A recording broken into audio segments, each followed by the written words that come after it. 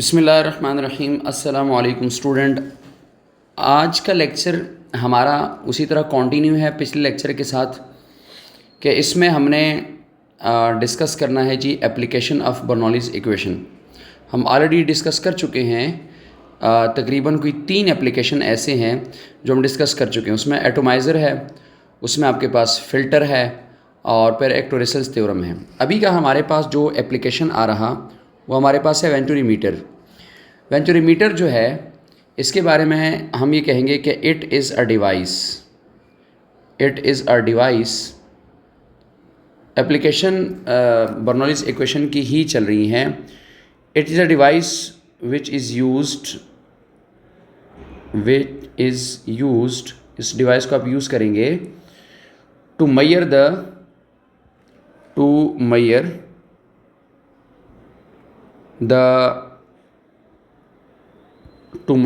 The speed of fluid. कोई भी fluid होगा, the speed of fluid flow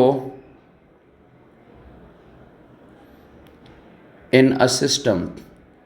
pipeline system है या आपके पास कोई भी आपके पास इस तरह सिस्टम है जिसमें आप फ्लूइड फ़्लो को मेजर करेंगे, और या आपके पास फ़्लो इन अ ट्यूब भी आप कह सकते हैं, पाइप्स हैं, पाइपलाइन है, जो भी है, इसमें आप स्पीड फाइंड आउट करेंगे।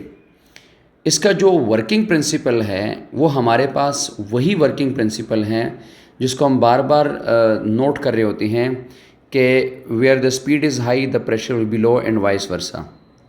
Where the speed is high the speed is high. अब स्पीड किस चीज़ का? Speed of fluid is high, the pressure of fluid will be low. ये जाहिर सी बात है कि फ्लूइड की बात हो रही है, ठीक है। The pressure of fluid will be low, ये आपके पास इसका वर्किंग प्रिंसिपल है। और स्टूडेंट यही वर्किंग प्रिंसिपल हमने समझा हुआ है बर्नौलीज़ थ्योरम के एप्लीकेशन में, यानी इसकी समरी में, कि where the speed is high the pressure will be low. ये हमारे पास इसका वर्किंग प्रिंसिपल है। वेंचुरीमीटर के लिए मैं एक ट्यूब सिस्टम को, एक पाइपलाइन सिस्टम को डिराइव करूँगा, डायग्राम भी ड्रॉ करेंगे हम और उसकी स्पीड को भी हम कैलकुलेट करेंगे। इसको मैं एक डायग्रामेटिकली जो है वो शो करने जा रहा हूँ स्टूडेंट। हमारे पास फॉर एग्जांपल सपोज़ हमारे पास एक पाइपलाइन सिस्टम है, ये उसका क्रॉस सेक्शनल एरिया है पाइप का यहाँ, और इस तरीके से आपके पास इसका एक आउटलेट जो है वो यहाँ हमने इस तरह अपवर्ड बना दिया, ठीक है। यहाँ हमारे पास अब ये पाइप जो है वो इस तरीके से यहाँ हम नीचे लेकर आते हैं। स्टूडेंट लॉन्ग क्वेश्चन में आप डायग्राम ड्रॉ करेंगे, लॉन्ग क्वेश्चन डायग्राम के बगैर नहीं एक्सप्लेन कर सकते। यहाँ इसको लाने के बाद आगे हम एक और ओपनिंग दे देते हैं, यहाँ अपवर्ड एक पाइपलाइन दे देते हैं। ये आपके पास 2 डिफरेंट जोन हमने बना देने हैं, ठीक है। ये और इस तरह ये पाइप हम आगे ले आते हैं, ठीक है। यहाँ पर ये हम इस तरीके से इसमें 2 डिफरेंट पॉइंट्स बना लेते हैं और दोनों डिफरेंट पॉइंट्स को हम अब नाम देंगे। ये आपके पास एक पाइपलाइन सिस्टम है। स्टूडेंट ये क्रॉस सेक्शनल एरिया A1, यहाँ पर फ्लूइड की स्पीड जो है वो आपके पास क्या है V1, और यहाँ पर जो आपके पास इसका प्रेशर है P1। इस पॉइंट की फॉर एग्जांपल हम बात कर रहे हैं, ये पॉइंट 1 है, ठीक है। और इस तरीके से स्टूडेंट इस पॉइंट की हम बात करें यहाँ पर, ये जो मैं रेड डॉट यहाँ लगाया है, ये इस पॉइंट की बात कर रहे हैं। यहाँ पर इसका जो क्रॉस सेक्शनल एरिया है वो A2 है, लिक्विड की जो वेलोसिटी है वो V2 है, और इस तरीके से यहाँ जो आपके पास प्रेशर है वो P2 है। तो ये 2 डिफरेंट हमारे पास इस तरीके से आ जाते हैं। इसके अकॉर्डिंग यहाँ जो पाइपलाइन है इनके दरमियान जो डिस्टेंस आया है लिक्विड का, फॉर एग्जांपल यहाँ तक इसमें लिक्विड है और यहाँ तक इसमें लिक्विड है, तो जो लिक्विड के हाइट का डिफरेंस आ रहा उसको फॉर एग्जांपल हम H का नाम दे देते हैं, ठीक है। ये हमारे पास H आ जाएगा स्टूडेंट। ये एक सिंपल सी डायग्राम है, इसको हम वेंचुरीमीटर कहते हैं, और ये आपने इसी तरीके से वर्डिंग में एक्सप्लेन कर देना है प्रूफ जब आप इसकी कर रहे होते हैं मैथमेटिकल प्रूफ, ठीक है स्टूडेंट। अच्छा, अब इसके लिए चूंकि हमारे पास है तो बर्नौलिस की एप्लीकेशन, तो मैं अब इसके लिए बर्नौलिस लिखूँगा इक्वेशन और उसके बाद हम इसको डिराइव करेंगे। मैं लिखूँगा कि बर्नौलिस इक्वेशन के according P1 plus half rho V1 square plus rho GH1 is equal to P2 plus half rho V2 square plus rho GH2 plus rho GH2। ठीक है, मैंने इसको बर्नौलिस इक्वेशन को ऐसे लिख लिया। ठीक हो गया। अब स्टूडेंट इसमें हमारे पास कुछ सपोजिशन है। सपोजिशन इस तरह है डायग्रामेटिकली, अगर हम देखेंगे H1 is equal to H2, हमारे पास हाइट सेम है। तो ये आपके पास हाइट जब सेम है पाइपलाइन सिस्टम के लिए, तो आपके पास ये कैंसिल आउट हो जाएंगे जितनी भी हाइट वाली टर्म है। फॉर एग्जांपल एक टर्म हाइट वाला आपके पास ये है H1 और ये एक H2 है, ये कैंसिल आउट हो जाएंगे यहाँ से।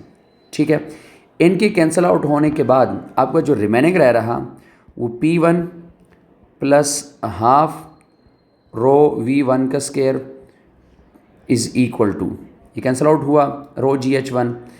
उसके बाद आपका जो बच गया है वो P2 plus half rho V2 का स्केयर, ये आपके पास इस तरीके से आ जाएगा।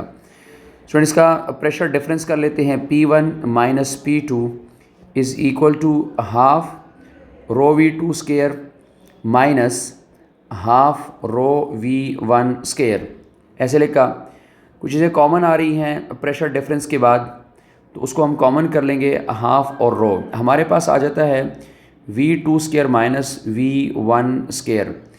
अब स्टूडेंट हम एक स्पीड कैलकुलेट करना चाहते हैं और वो स्पीड हम यहाँ कैलकुलेट करना चाहते हैं, इस रीजन पे जो हमारे पास सेकंड रीजन है यहाँ कैलकुलेट करना चाहते हैं। मीन्स कि हमें V2 चाहिए, तो हमें कोई एक स्पीड हमने कैलकुलेट करनी है, या V1 कैलकुलेट करनी है या हमें V2 कैलकुलेट करनी है।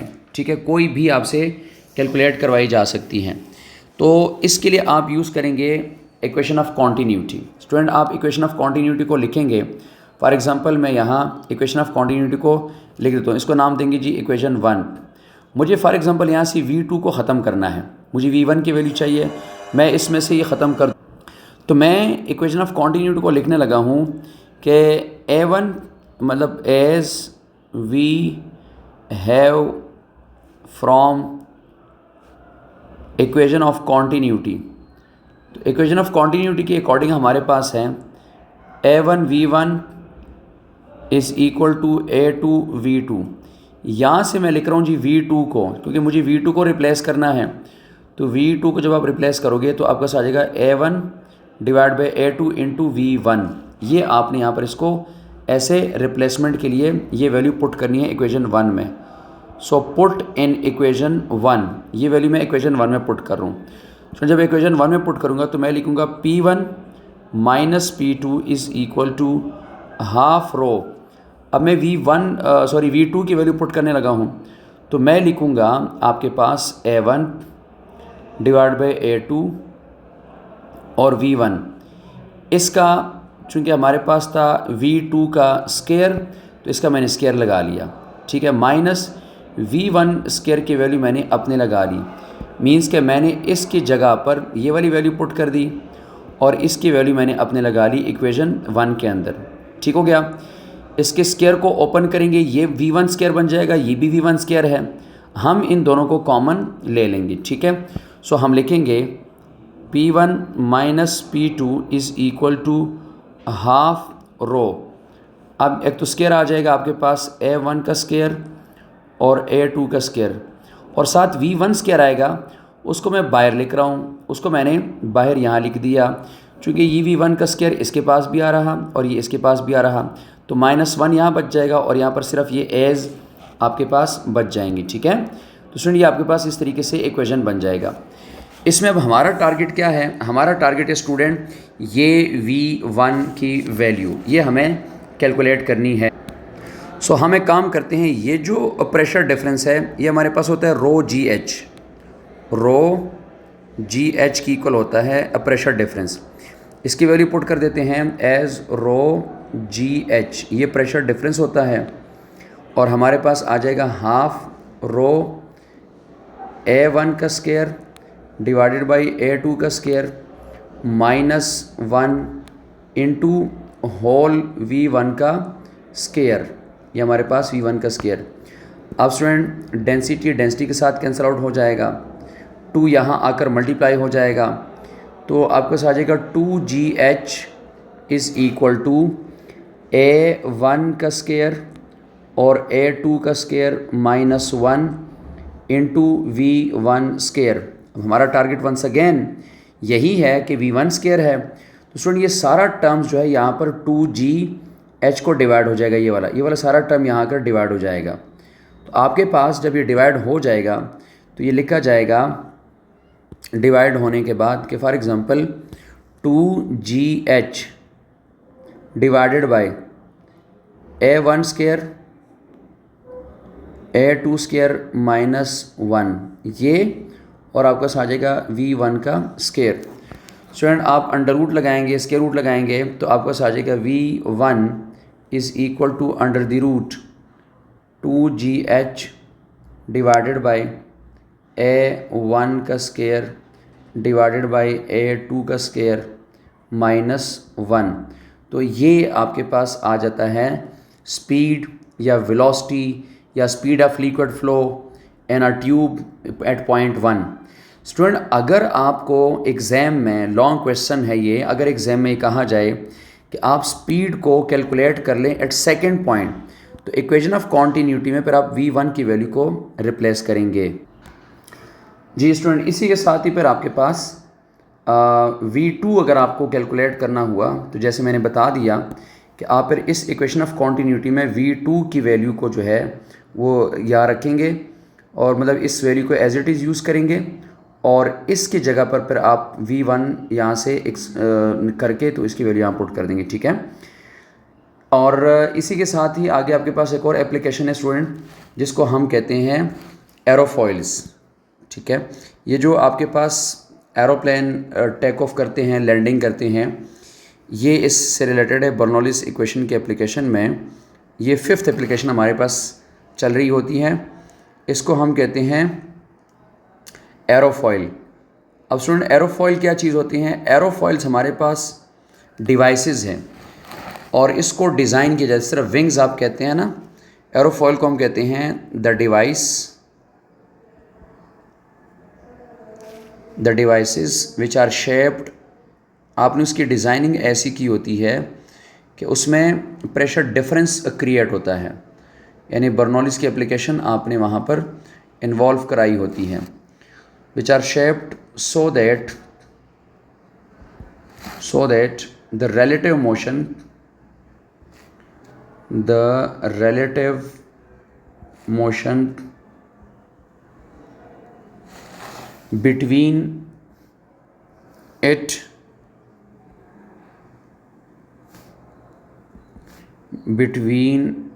and the fluid, यानी इस डिवाइस और फ्लूइड के दरमियान जो एयर मॉलिक्यूल का रिलेटिव मोशन है वो प्रोड्यूस ए फोर्स। और वो फोर्स कैसे प्रोड्यूस कर ले? परपेंडिकुलर, एक परपेंडिकुलर फोर्स को प्रोड्यूस कर ले to the flow are called aerofoil, are called aerofoils. हम इनको एरोफॉइल्स का नाम दे देते हैं। स्टूडेंट ये डिवाइसेस हैं और इन डिवाइसेस को ऐसे शेप किया होता है कि ये प्रेशर डिफरेंस प्रोड्यूस कर देता है due to relative movement of the air and the aerofoils. तो उस प्रेशर से जाहिर सी बात है कि आपके पास एक परपेंडिकुलर फोर्स जनरेट हो जाती हैं। इसके लिए एक डायग्राम भी ड्रॉ करेंगे और साथ साथ इसको एक्सप्लेन भी करेंगे। स्टूडेंट फॉर एग्जांपल हमारे पास ये एक एरोफॉइल है, कोई एक एरोफॉइल है, हमने इसको ऐसे डिज़ाइन किया हुआ है ये। अब इसके ऊपर एयर मॉलिक्यूल जो है वो हम फ्लो करवा रहे हैं, यहाँ से एयर मॉलिक्यूल आ रहे हैं और एयर मॉलिक्यूल इसको टकरा के ऐसे ऊपर की तरफ जा रहे होते हैं। ये एयर मॉलिक्यूल का जो स्ट्रीम है ये आपके पास ऐसे इसके ऊपर ट्रेवल कर रहा है, ठीक है। और अगर आप देखेंगे तो इसके ऊपर एयर मॉलिक्यूल के जो लेयर्स हैं ये क्लोज़ हो रही हैं आपस में, या एयर मॉलिक्यूल के जो लेयर्स हैं ये आपस में ऊपर क्लोज़ हैं। और नीचे जो एयर मॉलिक्यूल फ्लो करेंगे वो एयर मॉलिक्यूल के जो लेयर्स हैं वो आपस में एक दूसरे से अवे मूव करेंगे, यानी उनके दरमियान जो डिस्टेंस है वो ज़्यादा होगा आपके पास। तो इस केस के अंदर एक लिफ्ट फोर्स इसको मिलती है। इस लिफ्ट फोर्स को अभी हमने कहा कि एक परपेंडिकुलर फोर्स मिल रही होती है। ये परपेंडिकुलर फोर्स जो है इसको एक लिफ्ट प्रोवाइड कर देता है, जो कि एरोप्लेन में और हेलीकॉप्टर में आपके पास एक लिफ्ट फोर्स जो है प्रोड्यूस हो जाती है। तो आपके पास जो है वो ये अपवर्ड फोर्स एक मिल जाती है। अब एरोफॉयल जो है एयरक्राफ्ट में जैसे मैंने कहा कि यूज़ होंगे। तो जब एयर मॉलिक्यूल मूव करते हैं, टॉप की ऊपर मैं बात करूंगा, पर मैं बॉटम की ऊपर बात कर रहा हूँ। मैं कर रहा हूँ जी टॉप की ऊपर बात। टॉप के ऊपर एयर जो है, एयर मॉलिक्यूल या फ्लो जो है आपके पास एयर का, एयर मॉलिक्यूल ट्रैवल फास्टर्स, ऐसे कह देते हैं कि जी ट्रैवल फास्टर्स, एयर मॉलिक्यूल जो है वो फास्टर ट्रैवल कर रहे हैं। तो जहाँ पर एयर मॉलिक्यूल की स्पीड ज़्यादा हो वहाँ क्या हो जाएगा, creates reason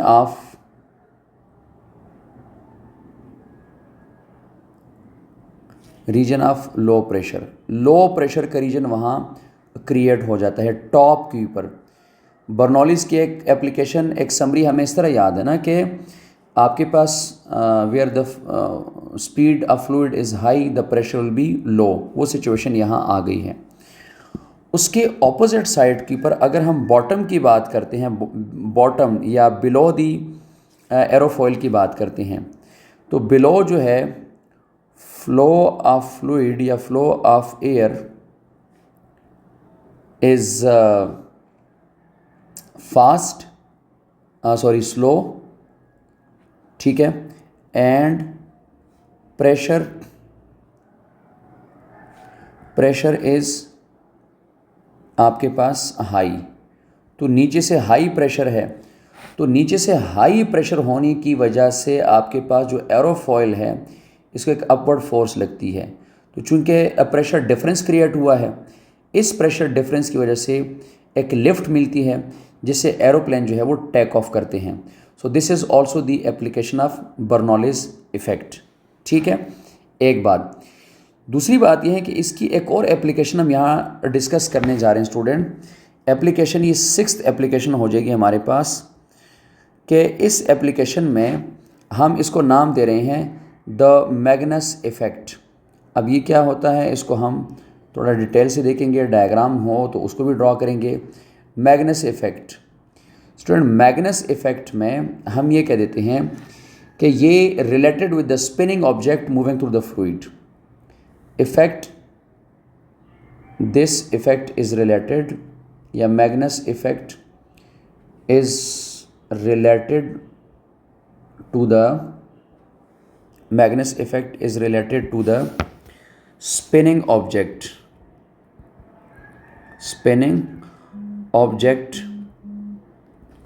flowing through a fluid, moving through a fluid में कोई ऑब्जेक्ट फ्लो कर रहा, ठीक है, और वो स्पिन भी कर रहा, तो उसके ऊपर जो एक इफ़ेक्ट आता है उसको हम कहते हैं मैग्नस इफ़ेक्ट। अब इसमें स्टूडेंट क्या होता है, फॉर एग्जांपल हमारे पास एक बॉल है, ये बॉल है, टेनिस बॉल है। ये tennis ball for example clockwise rotate कर रहा, ठीक है, ये क्लॉकवाइज रोटेट कर रहा, और इसके ऊपर एयर मॉलिक्यूल आ रहे हैं।